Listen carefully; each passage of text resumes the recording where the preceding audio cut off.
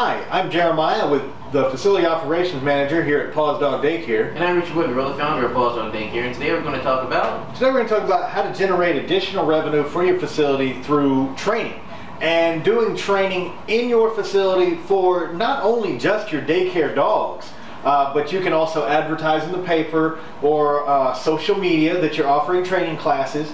And obviously you want, more than just one person. You can offer one-on-one training, but that doesn't always work out as well as just having a whole group. How to add additional revenue, you'll get people that come in for dog daycare and say, he's unruly at home. He doesn't act right at home. He, likes to urinate on my couch or eat my slippers. And then they say, do you offer training? When you do offer training, you can offer it to really anybody. Obviously, there's some certain factors that you want to make sure that do work, are there, such as the shot records. Want to make sure you have all your updated shot records, because remember, it may not necessarily be a daycare dog that's getting trained. It may be John Q. Public walking in with his dog Fluffy, and his dog Fluffy is this vicious animal. Obviously, you don't want him having Bordetella, because you're going to be inviting those people into your facility.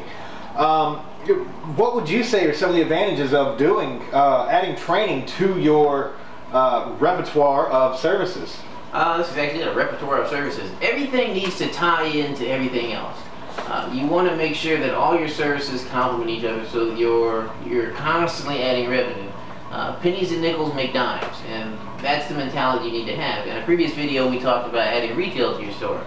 Well, one of the advantages of offering training is that most trainers are going to require that dogs have, certain training equipment, be it a harness, a halty, a leash, what have you. And if you're working with a dog trainer, or if you commission in a dog trainer, they're going to take a portion of the training proceeds, and you're going to take a portion of the training proceeds. And it's up to you to negotiate out items like where or what items that she is going to recommend that his or her training clients purchase, and make sure you stock those items. So she may come in to train the dogs and say, for this class I recommend that you buy, these halties right here, and they sell them in the retail store. So it helps add, move some of your retail product. Additionally, it gives you, again, more exposure. Just like retail and grooming and boarding, training gives you more exposure. It gives people outside another reason to come to your facility. It's another service you offer, which in turn gives you the opportunity to sell them your boarding, your grooming, your daycare. I mean, that's what it's about, is to have as many reasons and avenues for people to come into your store as possible, so you can sell them and show them the other things that you offer. Absolutely, and a lot of people like to train with treats on the reward system. Guess what? Your retail store, you've got treats, and also that lets you know, what the customers want. If we wanted to go back a little bit to the retail end of it, if the customer has a favorite treat, and I'm talking about the dog and not the person, obviously you want to keep that in there. That way, when they come in and they're training, they've always got those treats at hand.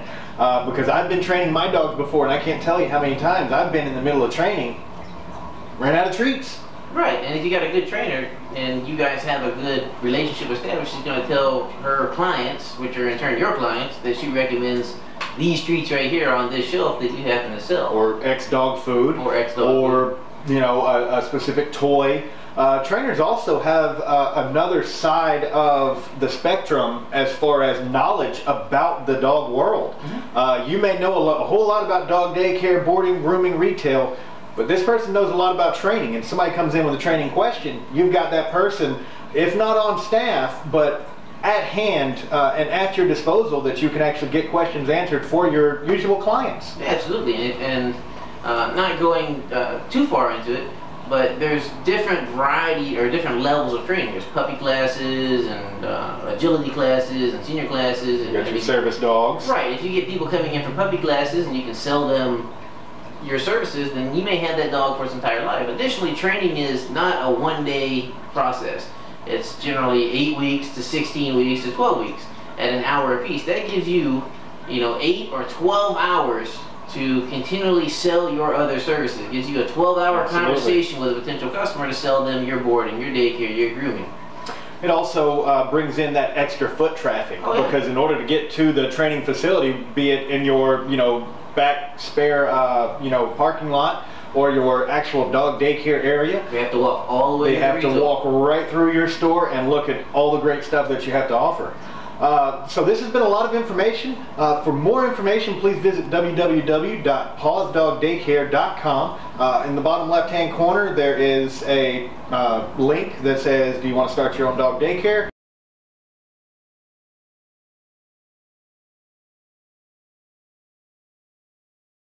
Click it for yes, and that'll take you into the business portion of the website, where there is a lot of information that is for free and for sale. So just go there for more information.